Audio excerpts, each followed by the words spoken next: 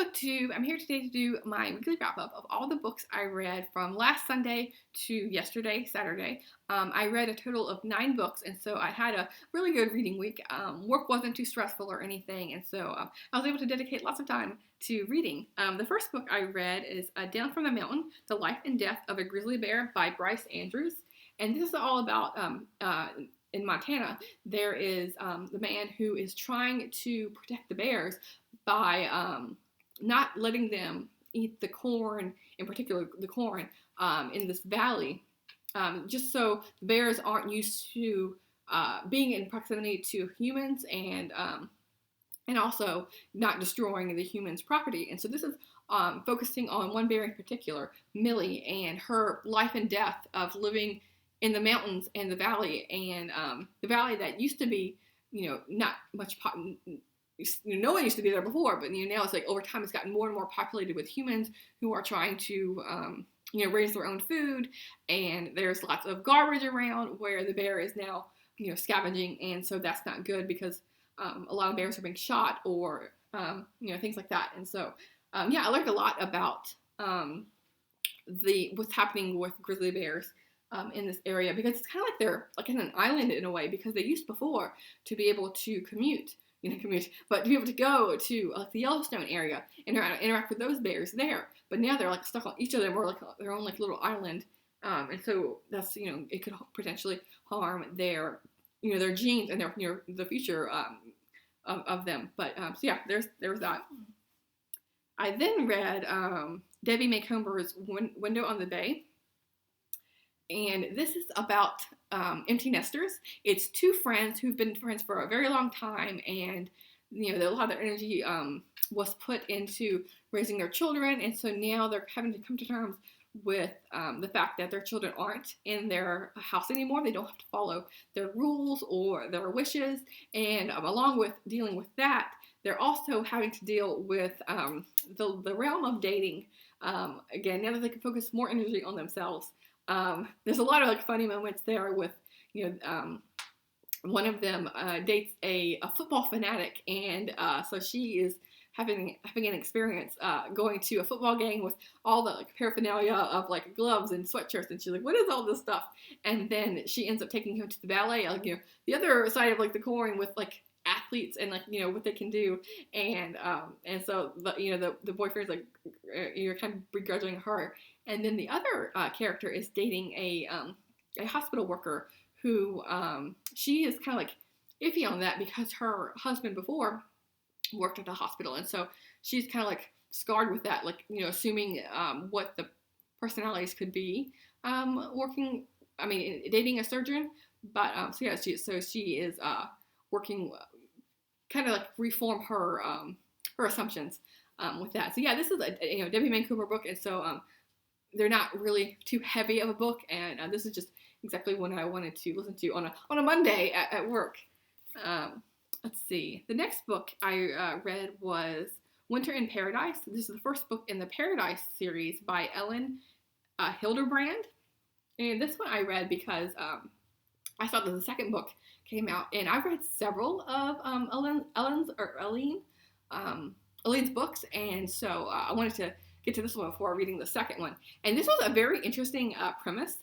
It's about a family who are living in Iowa, and the husband goes away for business trips, and in particular goes to like the Caribbean area, and for business. But then he dies tragically and unexpectedly, and come to find out that he was cheating on her with a island mistress there, and not only that, but he had like stored away like millions of dollars and was living in this like lavish house, whereas in Iowa they were very much middle class, and before that they were struggling, and so she was just happy to be able to eat out once in a while, that kind of thing. And so she was just shocked, and so no one knew about this, and so she and the mother and the 2 sons go and visit this island to see what they can uncover, and they encounter some island people there, and so the two sons are kind of constantly like butting heads. One of them has always been seen as very popular, and the other one feels like he's constantly being second fiddle. to the older one. And so they meet a woman who both of them vying for attention for her. And so yeah, it's like kind of like their story of interacting with the island life, and them becoming more, the two sons being more friendly to each other, and then the mother coming to grips with her husband's actions. So it left on a cliffhanger. So I want to pick up the second book really soon to figure out what's the mystery of the story. Like, how did the husband accumulate so much wealth? Like, what is that about? So we'll have to see what that part 2 was going to be. Then I read Disappearing Earth by Julia Phillips. And this was told in an interesting way, because each chapter was a different person that's living in this town. And so, like, some of the characters, like you read from the previous chapter, pop up again later, but not all of them do. And so this is set in Russia, in a really small village off the coast. And two little girls, it opens up with two little girls being abducted. And so in the future chapters, you have people who, like one of their child has been abducted as well, or ran away, and so there's a connection there. And in other chapters, it's like a friend or an acquaintance who knew the mother in here, and it ends up with a mystery of what happened to these two little girls. But the main plot of the story is kind of like a drama of this town, like the town versus the little villages that are nearby. So it's like the people who are native there in like their own cultures compared to the Russians and like the white people that are in the area. The next one is Starsight, which is book 2 in the Skyward series by Brandon Sanderson. And I just finished Skyward, I think, or Skyward, I think is the first one. So I wanted to get to book 2 right away. This is the UK edition. I don't have either one, but if I could own a physical copy, I would want to own this one. It's much prettier than I think that the US edition is, with just the girl on the cover. And I don't want to spoil anything with this one, but this the first book, it has the main character Spencer going to like a flight school, and learning about her abilities and learning to fly and be part of a team. And in this one, she's very much going off on her own, and so it's a little bit of a different tone of book. I really enjoyed it. Like, I think he writes really good chapters, like especially towards the end. I kept wanting, I was like late at night and I need to go to sleep. I was like, one more chapter, because like towards I think the last third of the book, each chapter ended on a cliffhanger. So I'm like, what is happening next? I have to keep finding out. And so like it pushed my bedtime quite late, because I wanted to find out what happened at the end of this book. So yeah, this was a great, like a sci-fi book. He's known, at least for me, with the books I've read from him have all been fantasy, and so this is the first like sci-fi series that I've read from him that they're quite enjoyable. This next one is a comic book. This is Mother Invention. This is book 7, volume 7 in the Wicked and the Divine series. I don't want to say too much about it because it's a volume 7 in a series, but this is all about people who every so many years there's these group of people that don't know each other, that become gods, and they have powers, but they only live a very few years and then they die. And so they know that when they become gods, they now have an end date that they're completely aware of. I think it's like 2 years. So yeah, this is following the journey. I don't want to give anything away because there's tons of spoilers if you haven't read the first one. But yeah, this is a really cool series, and it's a little bit convoluted, like trying to figure out what's happening. But as you keep reading, you learn more about the story and what's going on here. But this comic in particular, I really like the art style. It's full of colors, and I really like how it's drawn. Especially color work here is just fantastic. If I had a physical copy, I could show you some of the pictures. But yeah, this is a really cool comic to follow. Let's see. The next one is Ramona and Her Father by Beverly Cleary. This is book 4 in the Ramona Quimby series, and this is where she is Ramona is a little bit older. I think she's in 2nd grade now, and in this one, it's really I like this one. This whole series I really enjoy, but this one, it really stands out in my mind because how realistic it is. Like, this book is written for children, but there's a lot of real life situations happening that can be quite heavy, and I was just surprised to find it in a children's book and how well done it was. And that is that her father loses his job, and so now like her going to a burger place and eating out, or getting a costume for Halloween, that all gets thrown out the window, and so she has to come to terms with not having a lot of money.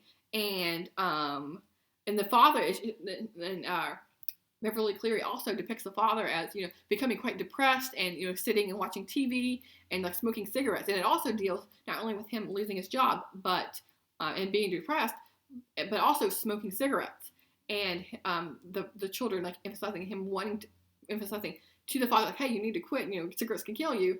And so yeah, I just really like how there's a lot of topics discussed in a children's book.